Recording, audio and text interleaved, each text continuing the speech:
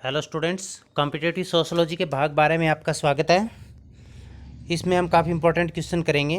पहला क्वेश्चन है हमारा, विस्तृत अर्थ में वैज्ञानिक पद्धति तथ्यों का व्यवस्थित अवलोकन, वर्गीकरण और निर्वचन है। ये शब्द किसने कहे हैं? तो ये शब्द किसने कहे थे? लुंडबर्ग ने कहे थे। भी वैज्ञानिक पद्धति की इन्होंने बताया था, वैज्ञानिक पद्धति की डेफिनेशन दी थी भी वैज्ञानिक पद्धति क्या होती है। तो इन्होंने क्या कहा था? वैज्ञानिक पद्धति है वो तथ्यों का व्यवस्थित अवलोकन, मतलब एक क्रमबद्ध तरीके से अवलोकन किया जाएगा। जो तथ्य संगठित हो गए उनका विशेषताओं के आधार पर उनका वर्गीकरण किया जाएगा और उसके पश्चात उसका जो हल निकाला जाएगा या विश्लेषण किया जाएगा तो उसे हम क्या कहेंगे? वैज्ञानिक पद्धति कहेंगे। तो वैज्ञानिक पद्धति की इंपॉर्टेंट डेफिनेशन लुंडबर्ग ने दी। विस्तृत अर्थ में वैज्ञानिक पद्धति तथ्यों का व्यवस्थित अवलोकन, वर्गीकरण और निर्वचन है। इसके बाद दूसरा क्वेश्चन है हमारा, भारतीय परंपरा और सामाजिक परिवर्तन, Indian tradition and social change जो बुक है, इसके लेखक कौन है? डीपी मुखर्जी है। इसमें आप एक बात ध्यान रखना, जब भी परंपरा का कहीं जिक्र आए तो वहाँ पर डीपी मुखर्जी का नाम आएगा। डीपी मुखर्जी भारतीय समाजशास्त्री हैं और डीपी मुखर्जी का दुष्ट प्रसाद मुखर्जी पूरा नाम है इसका। तो डीपी मुखर्जी ने भारतीय परंपराओं का अध्ययन किया था। तो इन्होंने एक पुस्तक लिखी, Indian tradition and social change, भारतीय परंपरा और सामाजिक परिवर्तन। ये पुस्तक डीपी मुखर्जी की है। इसके बाद अपना अगला क्वेश्चन है, man and plan in India. ये जो पुस्तक है ये भी इम्पोर्टेंट पुस्तक है डीपी मुखर्जी की, man and plan in India, भारतीय संस्कृति पर पश्चिम प्रभाव, western influences on Indian culture. ये पुस्तक किसकी है? तो ये पुस्तक भी डीपी मुखर्जी की है, क्योंकि डीपी मुखर्जी ने भारतीय संस्कृति है उस पर पश्चिम प्रभाव का स्टडी किया था और इसका अध्ययन करके उन्होंने ये पुस्तक लिखी थी, भारतीय संस्कृति पर पश्चिम प्रभाव। इसके बाद हम करेंगे भारतीय युवाओं की समस्या। ये बहुत इंपॉर्टेंट पुस्तक है डीपी मुखर्जी की, प्रॉब्लम्स ऑफ इंडियन यूथ। काफ़ी इंपॉर्टेंट बुक्स है भी, प्रॉब्लम्स ऑफ इंडियन बुक्स है। इसके लेखक कौन है? तो इसके लेखक है DP Mukherjee. Indian sociological association नामक संस्था की स्थापना किसने की थी या इसके संस्थापक कौन है, फाउंडर कौन है? तो इसके इंडियन सोशियोलॉजिकल एसोसिएशन के फाउंडर है वो डीपी मुखर्जी है। एक ये बहुत इंपॉर्टेंट बुक्स है, विविधता डाइवर्सिटीज पुस्तक किसकी है? तो ये पुस्तक भी किसकी है? डीपी मुखर्जी की। Wrote the book diversities, DP Mukherjee. इसके बाद आगे देखिएगा अगला क्वेश्चन, डेफिनेशन दी गई है, बहुत इंपॉर्टेंट डेफिनेशन है। डेफिनेशन क्या है? हमारी प्रत्येक प्रमुख अवधारणा, हमारे ज्ञान की प्रत्येक शाखा एक के बाद एक तीन विभिन्न दशाओं में से होकर गुजरती है। वो तीन दशाएं कौन सी? आध्यात्मिक या काल्पनिक अवस्था, तात्विक या गुणात्मक अवस्था, वैज्ञानिक या प्रत्यक्ष अवस्था। ये शब्द किसने कहे? ये शब्द अगस्त काम्टे ने कहे थे। अगस्त काम्टे प्रत्यक्षवाद और समाजशास्त्र के जनक थे। 1838 में उन्होंने समाजशास्त्र का नामकरण किया था, या समाजशास्त्र के नामकरण करने के कारण इन्हें फादर ऑफ सोशियोलॉजी भी कहा जाता है। तो प्रत्यक्षवाद, ये जो डेफिनेशन इन्होंने दी, ये काम्टे का जो 3 स्तर का नियम है या मानव सभ्यता के विकास के जो 3 स्तर का नियम है उससे संबंधित ये डेफिनेशन है। 3 स्तर कौन कौन से बताइए? पहला स्तर आध्यात्मिक या काल्पनिक, दूसरा तात्विक या गुणात्मक और तीसरा वैज्ञानिक या प्रत्यक्ष स्तर। तो 3 स्तर का नियम है वो किसका है? चिंतन के 3 स्तर का नियम अगस्त काम्टे का है। प्रत्यक्षवाद के जनक कौन है? अगस्त काम्टे हैं। समाजशास्त्र के जनक कौन है? अगस्त काम्टे हैं। और यदि ये डेफिनेशन पूछी जा सकती है किसी भी एग्जाम में, बहुत इंपॉर्टेंट डेफिनेशन है कि हमारी प्रत्येक प्रमुख अवधारणा, हमारे ज्ञान की प्रत्येक शाखा एक के बाद एक तीन विभिन्न दशाओं से होकर गुजरती है। तो ये 3 विभिन्न दशाओं का मतलब चिंतन के 3 स्तर हो गए, आध्यात्मिक, तात्विक और वैज्ञानिक। इसके बाद अगला है क्वेश्चन है, प्लान ऑफ सोशल रिकंस्ट्रक्शन, सामाजिक पुनर्निर्माण की अवधारणा या योजना है वो किसकी है? तो वो अगस्त काम्टे की है। देखिए अगस्त काम्टे ने समाजशास्त्र का विकास या इसका जो जनक क्यों कहा जाता है, क्योंकि जो फ्रांस के रहने वाले थे अगस्त काम्टे, और फ्रांस में जो व्यवस्था थी वो चरमराई हुई थी। किसी तरह के कोई सामाजिक नियम नहीं थे, कोई कानून नहीं थे, मारकाट की अवस्था थी, मछली राज था। तो उन्होंने सोचा भी सामाजिक व्यवस्था का पुनर्निर्माण कैसे किया जाए, जो समाज के अंदर व्यवस्था चल रही है इस समाज को संगठन करने वाली व्यवस्था कैसे किया जाए। तो उन्होंने इसका आधार माना था अध्यात्म को या फिर धर्म को। भी धर्म, आध्यात्मिक या नैतिक शिक्षा के आधार पर समाज का पुनर्निर्माण किया जा सकता है। ऐसे नियम बनाए जाए जिससे पूरे समाज के लोग हैं वो उन नियमों को माने और उन लोगों के अंदर एकता स्थापित हो। तो इसी को सामाजिक पुनर्निर्माण की योजना कहा गया।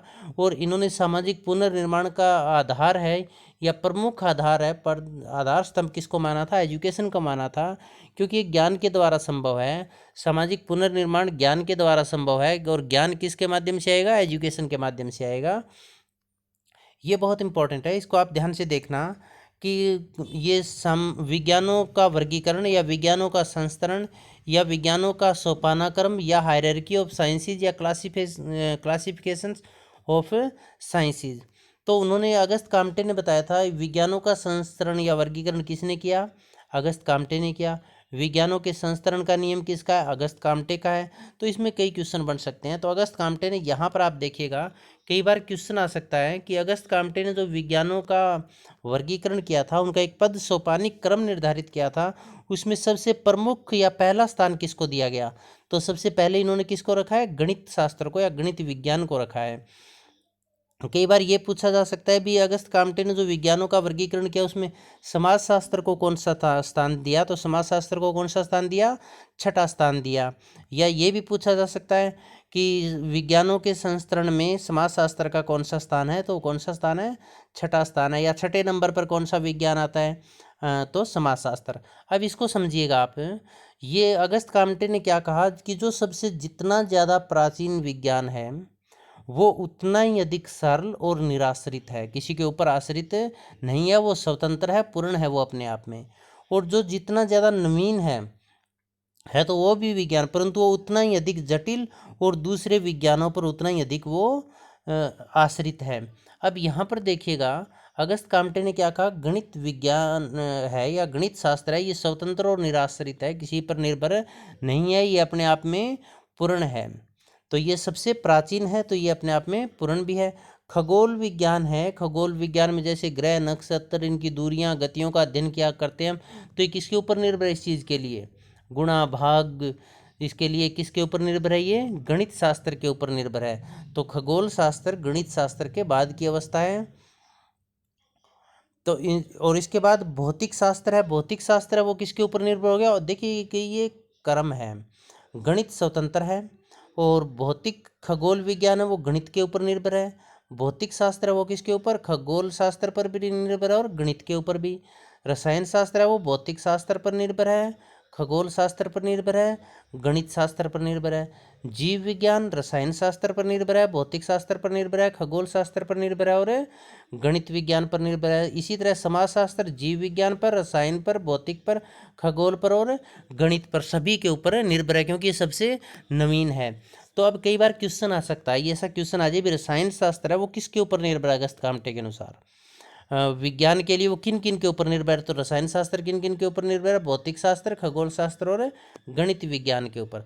अब आप इनको, ये सीरीज सेम यही रखनी है आपको, सीरीज आप इसमें ऊपर नीचे नहीं कर सकते। याद कैसे रखना है इसको? पहला पहला अक्षर लेकर याद कर लो इनको, पहला पहला केवल। गख भोर जिस, गख भोर जिस या गख भो जिस। तो इसके आधार पर एक एक अक्षर का पहले आप करोगे तो उनके आधार पर गख, गै से गणित हो जाए, ख से खगोल, भौ से भौतिक, रै से रासायनिक, जी से जीव विज्ञान और समाजशास्त्र। तो ये अब समाजशास्त्र है वो देखिए किन किन के ऊपर निर्भर हो गया, हमने यहाँ पर लिखा है गणित पर हो गया, खगोल गणित पर हो गया, खगोल पर हो गया, भौतिक पर हो गया, रसायन पर हो गया और जीव विज्ञान हो गया। तो अगस्त काम्टे ने इसके माध्यम से वो क्या कहना चाहते थे कि जो विज्ञान जितना पुराना है वो उतना ही पूर्ण विज्ञान है, और जो विज्ञान जितना नवीन है वो उतना ही दूसरों के ऊपर आश्रित है, जैसे समाजशास्त्र हो गया। तो ये क्लियर हो गया होगा। इसके बाद आप आगे देखिएगा, the Protestant ethic and the spirit of capitalist, एक बहुत इंपॉर्टेंट पुस्तक है, बहुत बार कॉम्पिटेटिव एग्जाम में क्वेश्चन पूछा गया। ये किसके द्वारा लिखी है? मैक्स वेबर के द्वारा लिखी गई है। मैक्स वेबर कहाँ के रहने वाले थे? जर्मनी के रहने वाले थे। तो मैक्स वेबर ने पुस्तक लिखी थी the Protestant ethic and the spirit of capitalism. तो उन्होंने धर्म का और पूंजीवाद का आपस में जो अध्ययन किया था और उनका संबंध उन्होंने दिखाया था, और उन्होंने इसमें कौन सा? प्रोटेस्टेंट धर्म की स्टडी की थी भी, ये पूंजीवाद को बढ़ावा देने वाला या इसका समर्थक है। अब इसके बाद अगला क्वेश्चन है अपना, ये सत्ता की अथॉरिटी की डेफिनेशन है। प्रभुत्व वह स्थिति है जिसमें स्वामी का आज्ञा पालन वे व्यक्ति या समूह करते हैं, मतलब किसी का हम प्रभुत्व तब स्वीकार करते हैं जो अपनी स्थिति को स्वामी के कारण मानते हैं। भी आज मैं जो कुछ हूँ वो किसके कारण हूँ? अपने स्वामी के कारण हूँ। तो इसको फिर क्या कहा जाएगा? प्रभुत्व या सत्ता या अथॉरिटी कहा जाएगा। जैसे मान लीजिए कोई धार्मिक संत है, उस संत के पास हम गए, उसने हमें कोई आशीर्वाद दिया भी ये काम हो जाएगा, और वो काम हो जाए तो हम क्या मानने लग जाएंगे? भी वो मेरा काम उसकी वजह से हुआ है, या आज मैं जो भी हूँ उस संत की वजह से हूँ। तो फिर वो व्यक्ति उस संत की सत्ता को या प्रभुता को स्वीकार कर लेता है, उसकी आज्ञा का पालन करता है, जो वो कहता है वही वो करता है। तो इसी को मैक्स वेबर ने क्या कहा है? सत्ता या प्रभुत्व कहा है। जैसे स्वामी का आज्ञा पालन करेगा वो, क्योंकि जो बात कही थी वो सही हो गई, और वो क्या मानेगा? भी आज मेरी जो स्थिति है वो अपने स्वामी के कारण है, इसीलिए उसकी बात मानेगा, उसका कहा मानेगा, उसके लिए वो मर मिटने के लिए तैयार हो जाएगा। तो ये डेफिनेशन किसने दी? मैक्स वेबर ने। कहाँ के रहने वाले थे? जर्मनी के। मैक्स वेबर ने सत्ता के कितने प्रकार कौन कौन से प्रकार बताए हैं? मैक्स वेबर ने सत्ता के देखिएगा 3 प्रकार बताए हैं। एक तार्किक या वैधानिक सत्ता है, दूसरा परंपरागत सत्ता है, ट्रेडिशनल है। ये देखिए, ये तो लीगल अथॉरिटी है, ये ट्रेडिशनल अथॉरिटी है, और ये क्रिस्मेटिक अथॉरिटी है। तार्किक या वैधानिक सत्ता कौन सी होती है? जो कानूनी है, जो कानून के अनुसार है। इस सत्ता का, तार्किक या वैधानिक सत्ता का आधार क्या है? कानून है, नियम है, तर्क है। और इसका एरिया कहाँ तक होगा? जहाँ तक कानून होगा। जैसे मान लीजिए एक डीसी है या डिप्टी कलेक्टर है, तो उसको वो सत्ता मिली, वो कानून के अनुसार मिली है, और वो जो कहाँ तक उसकी सत्ता काम करेगी वो कानून के अनुसार लिखा हुआ है। तो ये कौन सी सत्ता होती है? वैधानिक सत्ता होती है। अब परंपरागत सत्ता है, इसका आधार क्या होगा? परंपरा होगी, ट्रेडिशन होगी। परंपरा के ऐसा मतलब सत्ता का आधार परंपरा या विश्वास है, या परंपरा चली आ रही है, इसी के कारण वो सत्ता है। कानून का इसमें कोई रोल नहीं होता है। जैसे मान लीजिए पितृसत्तात्मक परिवार है, आज कोई परिवार है पितृसत्तात्मक, उसमें आज सत्ता की चाबी या परिवार का मुखिया एक व्यक्ति है, उसकी डेथ हो जाएगी तो उसके बाद उसका बेटा बन जाएगा, तो उसके बाद उसका बेटा। तो ये किस कारण से चली आ रही है? परंपरा के कारण चली आ रही है, ऐसी परंपरा है। तो परंपरागत सत्ता में परंपरा का महत्वपूर्ण रोल होता है। क्रिस्माई सत्ता कौन सी होती है? क्रिस्मेटिक सत्ता वो होती है जहाँ पर कानून का भी रोल नहीं है और परंपरा का भी रोल नहीं है, बल्कि व्यक्ति के क्रिस्मेटिक पर्सनैलिटी है, उसका क्रिस्माई पूर्ण जो व्यक्तित्व है वो वहाँ पर भूमिका अदा कर रहा है।